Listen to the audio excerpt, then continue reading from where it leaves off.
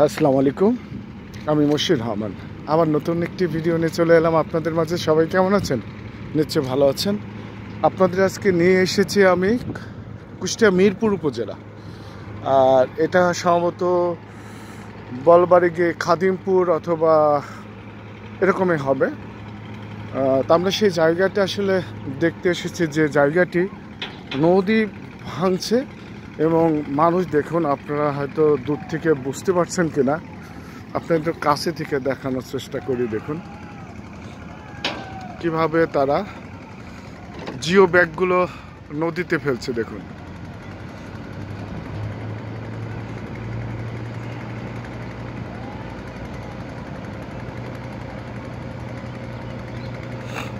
আপনারা কতটুকু বুঝতে পারছেন আমি জানি না, আপনাদের দেখানোর চেষ্টা করছি। দেখুন জিও যে ব্যাগগুলো ছিল একসঙ্গে সব ফেলে দিল।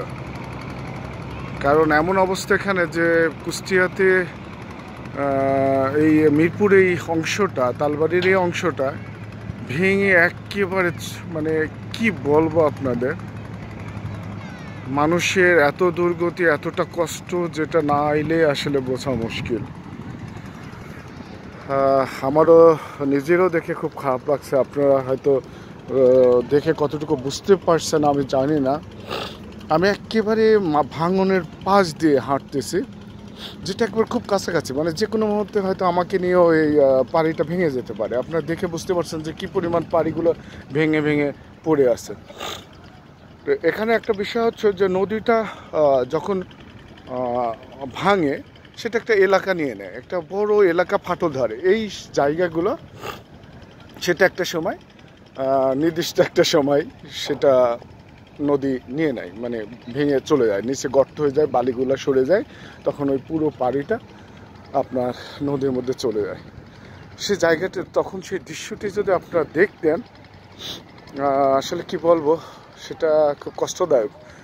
যে আমাদের কুষ্টিয়া শহর আসলে আর কতদিন এইভাবে টিকে থাকবে আমি জানি না। নদী যদি প্রতি বছর নদী এইভাবে ভাঙে আর তার যদি কোনো ব্যবস্থা না নেওয়া হয়, তাহলে হয়তো একসময় এই নদীর গর্ভে চলে যাবে এই পাড়িটা বা কুষ্টিয়া শহরটা। তা আমাদের কুষ্টিয়া শহরবাসীরা যারা আছি, আসলে আমরা একটা আতঙ্কের মধ্যে আছি যে আমাদের ভবিষ্যতে কুষ্টিয়া শহরটা, কুষ্টিয়া জেলাটা কি হবে। পাবনার ওই সাইডটা আপনার সম্পূর্ণ কিন্তু চর হয়ে যাচ্ছে, আর এই সাইডটা আপনার পাবনা তো আপনার পূর্ব দিকে, আর কুষ্টিয়া শহরটা হলো পশ্চিমেই বলা যায়, একটু কি বলে, একটু কর্নারে আর কি। তো আমরা এই যে নদীর ভাঙনের দৃশ্যটা আপনাদের দেখাতে পেরেছি আমি, আমার কাছে সত্যি ভালো লাগছে। একদিকে কষ্ট হচ্ছে যে সামনে আমাদের কপালে কি আছে, কুষ্টিয়াবাসীদের জন্য কি আছে। সবাই দোয়া করবেন আমাদের জন্য, আমরা যেন কুষ্টিয়া শহরটা রক্ষা হয়, ভবিষ্যতে আমাদের কুষ্টিয়ার কোনো ক্ষতি না হয়। তো সবাই যে যেখান থেকে আমার ভিডিওটি দেখছেন, সবাই দোয়া করুন, ভালো থাকবেন আর সুন্দর সুন্দর কমেন্টস করবেন। ভয়ঙ্কর জায়গা।